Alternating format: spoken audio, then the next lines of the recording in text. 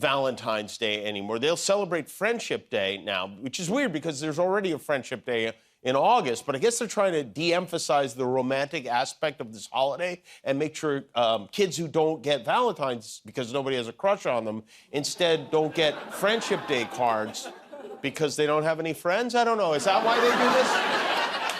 I don't know. There's nothing romantic about Valentine's Day in the first grade. When I was in the first grade, these were the cards I gave out. I remember this well. Captain America, a bunch of hearts bursting from his soul. Iron Man holding a heart while he punches someone in the face. Of 1,000 eggs per customer, and that is it. Somehow regular eggs have become more valuable than Fabergé. She means the world to you. She's your everything. Why not give her a gift as rare and precious as she is? Take her breath away with an egg. Oh, well, you got to plan ahead.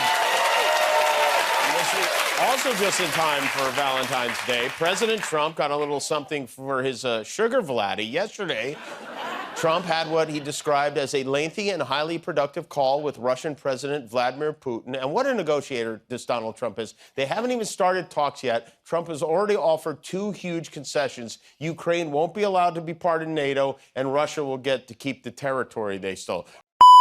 Have a seat at that table for those negotiations? Of course they would. I mean, they're part of it. We would have Ukraine, we would have Russia, and we'll have other people involved too. A lot of people, a lot of forks in the, a lot of forks in this game. Yeah, a lot of forks in this game. And Ukraine is royally forked in this game, unfortunately. You know, there's a famous quote from Teddy Roosevelt. He said a president should speak softly and carry a big stick. Trump's walking around with a bullhorn and a putter. Of 52 to 48. Mitch McConnell was the only Republican to vote no. Mitch McConnell is 82 years old. He survived polio as a kid.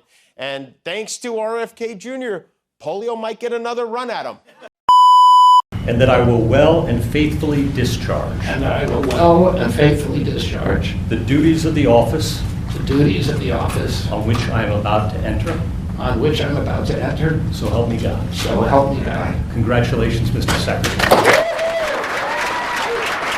Bobby is going to lead a great national mission to make America healthy again, and he's going to do it. I think he's going to do things that will really make us very proud of this day.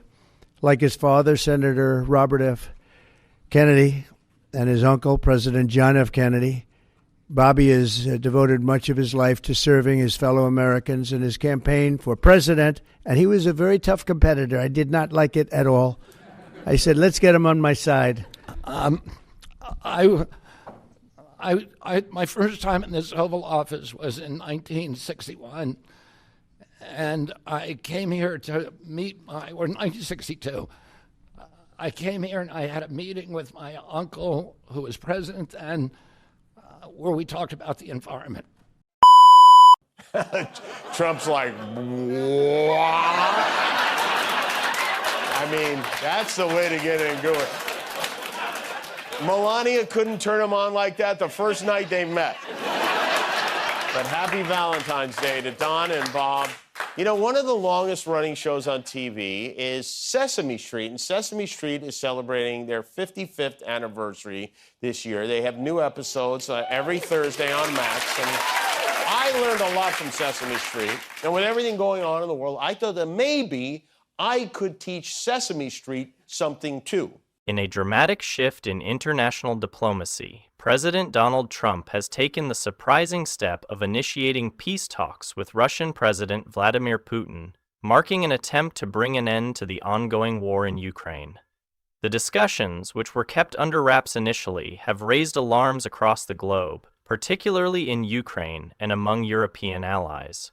According to early reports, President Trump has made major concessions to Russia, including agreeing to conditions that would prevent Ukraine from joining NATO and potentially allowing Russia to retain control over certain territories that were previously contested. This move is expected to have significant ramifications for the geopolitical landscape, with Ukraine expressing its deep concerns over being excluded from the negotiations.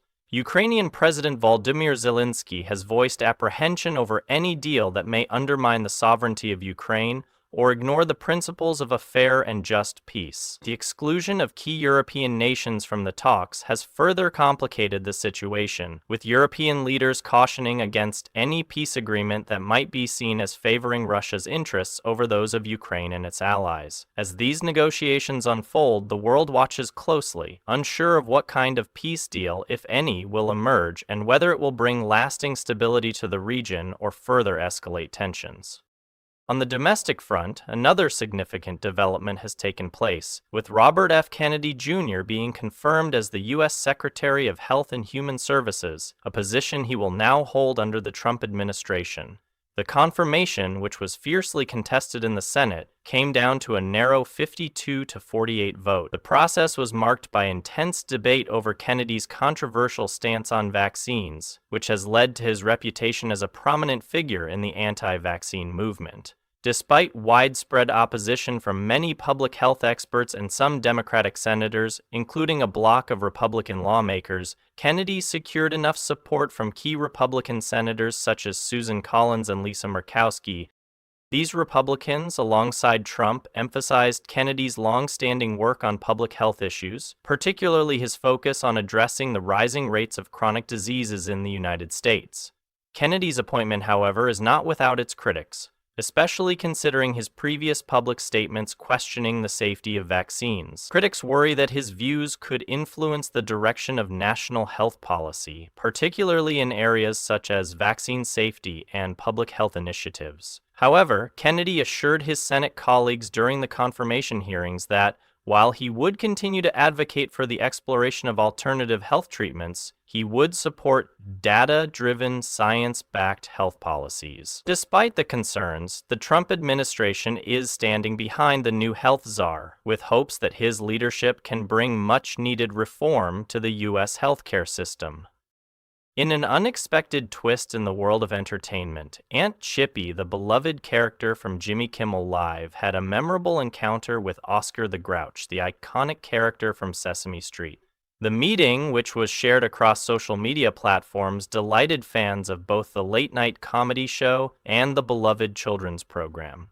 Aunt Chippy, known for her blunt humor and quirky personality, was seen engaging in a hilarious exchange with Oscar, the famously grumpy Muppet. The interaction was a light-hearted moment in the midst of the serious political and health news, offering fans a much-needed break from the more pressing issues of the day. The video quickly went viral, garnering millions of views as people from all walks of life celebrated the unexpected crossover between two beloved characters from different worlds. The encounter has sparked discussions among fans, with many calling it a brilliant fusion of comedy and nostalgia. As Aunt Chippy's antics and Oscar's grumpy remarks continued to entertain viewers, the video became a viral sensation, proving that sometimes a bit of humor is the perfect antidote to the chaos of the world.